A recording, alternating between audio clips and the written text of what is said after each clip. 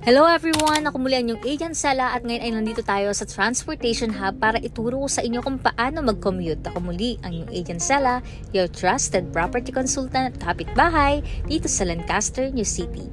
Ayan, ito yung The Square Mall 1, may Robinsons Easy Mart, may mga ATM machine, may mga kainan, Henlin, ito yung favorite namin sa Coffee Cafe. Ayan, snack out.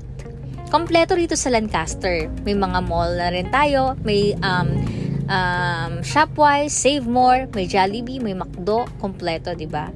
Ayan. Kaya meron din tayong transportation hub. Pag pupunta ka ng PITX, MOA, may mga biyahe na rin po tayo. Ayan. Para sa mga commuters. And eto, meron na rin tayong bago na ito yung Jasper galing ng PITX. At ayan. Yan naman yung mga shuttle service na umiikot kada village. At ang kagandahan sa Westwood 4, 5, 6, and 7 ay meron na ring shuttle na L300. Kaya mas mabilis yung biyahe. And pumapasok na sa mismong village. Kaya hindi ka na mahihirapang maglakad. Papasok sa bahay nyo. Ayan siya. Yung L300 na yan. At ayun nga, medyo naputol ang ating vlog kasi sinundo ako ni husband. Ayan.